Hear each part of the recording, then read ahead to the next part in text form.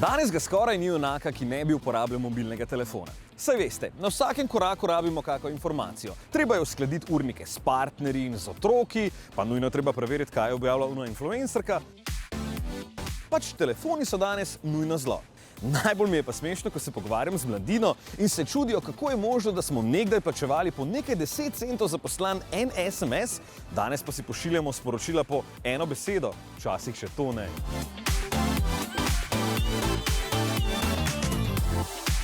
In tako kot so telefoni napredovali od takšnih. Dobro, ta ni bil glih mobilen, ne? Oziroma je bil mobilen glih toliko, kolikor je bil dolg kabel dotičen se. Bring, bring. Halo. O, zdravo! Ja, tule sem glih na mobilnem telefonu. Vem, da je leto 93, vem. Do takih ciglev na tipke, pa poklopnih, ne? Do takih, kjer je že plastika potem občutljiva na dotik. Tako hitro so napredovali tudi sistemi v avtomobilih, da se lahko danes čisto enostavno povežete s svojim pametnim telefonom.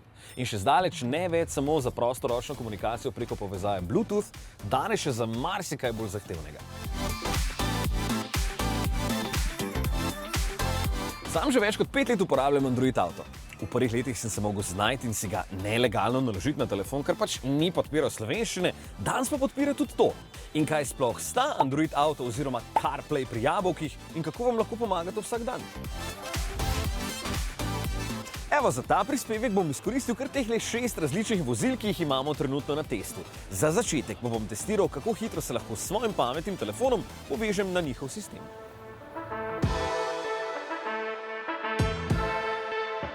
Eni boste rekli, ja, moj avto že ima navigacijo in me to ne zanima.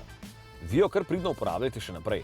Ampak smo v praksi ugotovili, da najlažje najdemo pravo destinacijo preko aplikacije na pametnem telefonu in je potem fino, da imamo pot prikazano tukaj, na tem velikem zaslonu.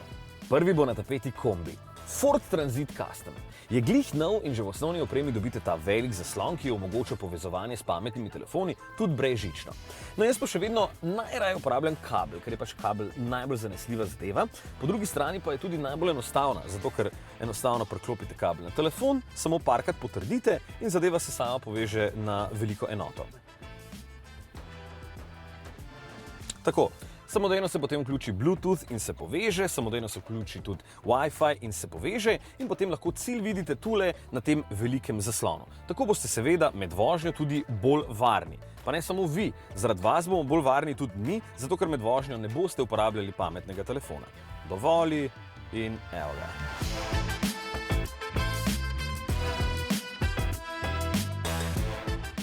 Kako to deluje pri srednjem velikem križancu, kot je Mazda CX-60? Evo, spet čisto simpel, prek kabla najprej.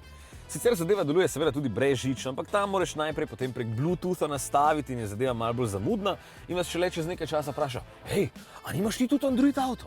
A ne bi raj tega uporabljal? No, kako izgledajo zemljevidi, ste videli že prej, drugače pa so na voljo še kakšne druge aplikacije, naprimer tale za poslušanje pretočnih oddaj oziroma podcastov po domače, ne? Tule imam zice nekaj čudnega, ampak dobro, so na voljo tudi različni drugi, ne? Ali pa recimo, če se hočete igrati igrice. Kje imamo igrice? Game, evo ga, Cannonballs, 3D.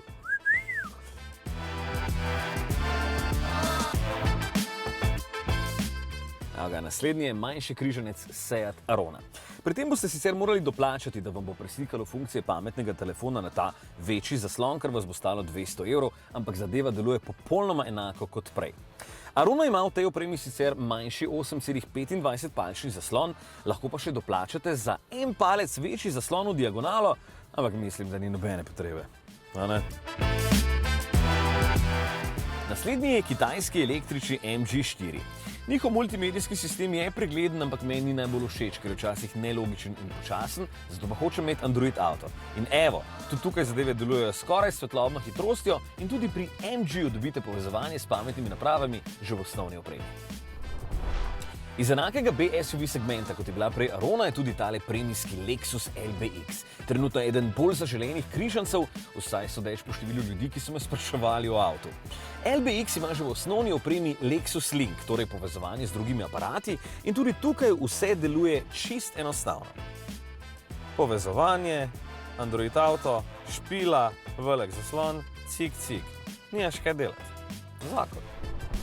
Mal več težav pa imam pri nemškem premijskem križancu Mercedes-Benzu GLB.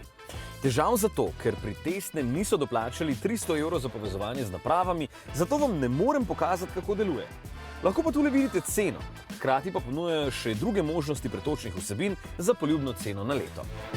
Ok, do sem vse jasno. Večinoma imajo avtomobili možnost povezovanja že v osnovni opremi. Včasih je treba doplačati nekaj 100 € in zadeva špila. Kot ste videli, sem se pri vsakem povezovanju najprej povezal prek kabla, ker je to pač najhitreje in v vsakem primeru med vsemi temi avti vam bo vzelo glih nekih 10 sekund ali pa manj. In od takrat naprej deluje vse skupaj brezžično vsakič, ko se usedete v avto, tudi zdaj recimo pri Aroni, brez kabla, če to sistem seveda omogoča. Seveda gre tudi brezžično, ampak v tem primeru je potrebno malo več časa. Mogoče glih 5 sekund, ampak glej, 5 sekund krat 120 avtov, ki jih imamo letno na testu, je to pol že 600 sekund, ki jih jaz raje uporabim za kaj drugega. Recimo za iskanje kabla, ker ga verjetno nimate vedno s sabo. Jaz ga vedno iščem nekje, ker nikoli ne vem, kam ga pospravim. Pač, jaz. Ampak vseeno pokažem tudi postopek, da boste videli, da ne traja dolgo. Evo, povezovanje s telefonom, izberi mobilni telefon. Že najde Telemach, ker imam tu Bluetooth odprt. Zdaj pa, ja, koda je enaka, seznanjam in zdaj se tole poveže. Ok, gremo naprej. Zdaj pa, če hočem Android Auto, dam kar ok, se že vzpostavlja povezava in evo, zadeva laufa. Koliko sekund je to trajalo, bo pa Rok napisal.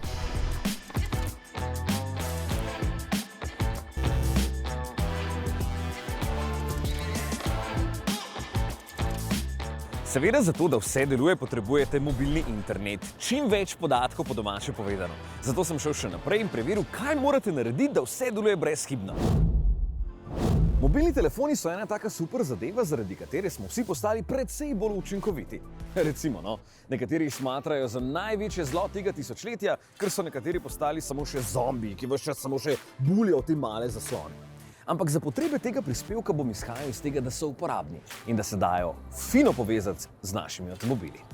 V prejšnjem prispevku sem pokazal, kako hitro se da vse to nastaviti in kaj ponujajo različni proizvajalci, ker imamo na testu glih 6 različnih avtomobilov z različnimi sistemi. Ampak nič od tega ne deluje, če nimaš prenosa podatkov in veliko avtomobilov to danes že omogoča. Nekateri sami po sebi, drugi preko povezanega mobilnega telefona. Kaj je torej najbolj enostavno in na koncu tudi najbolj ugodno? Se pravi, v Sloveniji, v Evropski uniji, v glavnem brez problema za vožnjo in prenos podatkov. Izven Evropske unije pa mečkano težje, oziroma mečkano moramo biti bolj previdni, ker nekateri operaterji, nekatere države v bistvu imajo kar zasoljene cene prenosa podatkov. Tako da mi seveda ponujemo, predvsem, če govoriva tlele o okoliških državah in po regiji, ki je najbolj obiskana, kar nekaj dodatnih paketov, pa vendar je smiselno, da se recimo na naši spletni strani pogleda, s katerimi operaterji imamo podpisane pogodbe o gostovanju, kakšni so ceniki, katere dodatne pakete ponujamo za to, da si mečkano olajšaš brezskrbnost, pa tudi mogoče kakšen nasvet, kako z uporabo podatkov v tujini.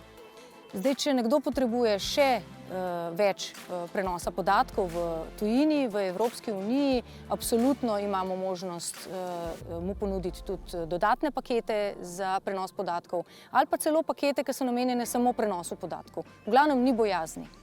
Vem, nekateri boste zdaj rekli, pa dobro, saj ne porabim toliko podatkov na mesec.